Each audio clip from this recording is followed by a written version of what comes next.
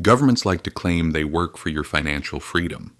They talk about stability, prosperity, and opportunity. But a closer look at history reveals a darker reality. For centuries, governments have used subtle financial tactics to keep ordinary people struggling while concentrating wealth and power at the top. What's shocking is that these methods aren't new. They've simply been recycled, renamed, and repackaged, always serving the same purpose: moving wealth upward and keeping the majority dependent. The oldest and simplest trick is inflation. When governments spend more than they collect in taxes, they face a choice. They can raise taxes openly, which is politically risky, or quietly reduce the value of the currency, shrinking the purchasing power of everyone's money. Ancient Rome perfected this. In the 3rd century AD, emperors reduced the silver content of the denarius to fund military expenses. Coins that were once nearly pure silver became mostly copper, coated with a thin silver layer. Officially nothing changed, but everyone paid the price. Inflation surged, savings lost value, and wages fell behind. It was a silent tax, a tactic still used today through central banks rather than imperial mints. In the Middle Ages, the same idea appeared as forced loans. Kings across Europe pressured wealthy merchants to lend money to the crown. These loans weren't optional. Refusal meant punishment or confiscation. Repayment, if it came at all, was often late or paid back in devalued currency. The state funded wars and luxury while merchants surrendered their capital, coercion disguised as duty. By the 17th century, finance itself became the mechanism. The Bank of England was created in 1694 so Britain could fund wars with France. Wealthy investors bought government bonds and earned guaranteed interest funded by taxes. But those taxes fell on ordinary people through duties on basic goods. The wealthy lent money and earned safe returns, while the public paid the bill. This model still exists today. Lending to governments is among the safest investments backed by the labor of the population. In the modern era, these tactics are everywhere. Governments run massive deficits, issuing debt supposedly for jobs and infrastructure. Yet much of it flows to defense contractors, subsidies, and bailouts. When repayment comes, spending at the top rarely shrinks. Instead, taxes rise, inflation increases, or social programs are cut. The public bears the burden while bondholders collect the rewards. Bailouts follow the same pattern. During the 2008 financial crisis, reckless banks nearly collapsed the system. Taxpayers funded the rescues, while those banks emerged even larger. Profits were private. Losses were public, and the public was told this was necessary to prevent disaster. Even retirement systems rely on illusion.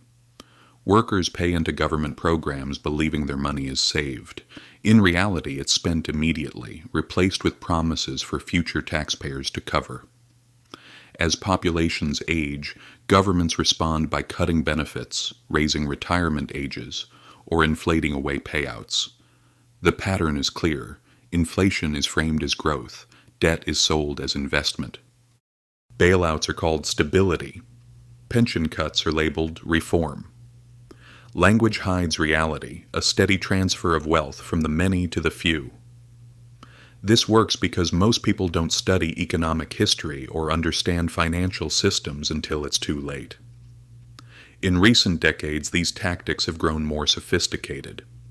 Quantitative easing created trillions of dollars to stabilize markets after 2008.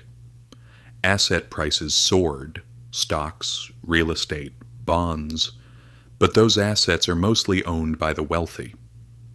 For everyone else, living costs rose, while benefits were limited. The system was saved at the top, while inequality expanded below. Stealth taxation reinforces this. Instead of raising income taxes, governments rely on sales taxes, fuel duties, and inflation. When prices rise faster than wages, purchasing power disappears. Inflation reduces government debt but erodes personal freedom. This isn't a flaw, it's how the system functions. Regulatory capture follows the same logic. Rules meant to protect the public are often shaped by powerful industries. Railroads, oil companies, and modern finance and tech have all influenced regulation in their favor. The public sees protection, insiders see profit. War finance is another recurring tactic. Bonds sold as patriotism during world wars became safe investments for the wealthy, guaranteed by future taxes. The same model funded modern wars, enriching contractors and investors while taxpayers inherited decades of debt. Complexity itself has become a weapon. Massive tax codes, opaque budgets, and confusing financial instruments make it impossible for the public to track money flows. When people can't see the transfer of wealth, they can't resist it. These tactics matter now because they're accelerating. Inflation eats savings, debt grows, bailouts repeat, and central banks manipulate money supply. Costs are passed to the public indirectly, keeping people working harder for less real wealth, while elites grow stronger. History's lesson is simple. These tricks always return. Different eras, same outcome. Most people won't escape them because they don't recognize them. Inflation feels normal. Bailouts feel necessary. Government messaging replaces historical understanding. Ignorance is the most powerful trick of all.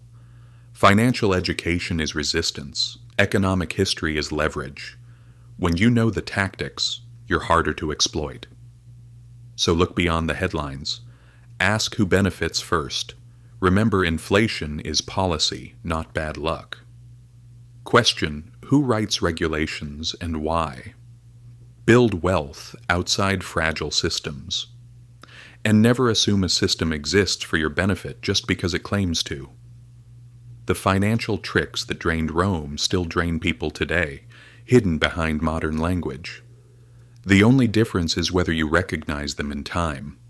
If this gave you a new perspective, hit subscribe. History already has the answers.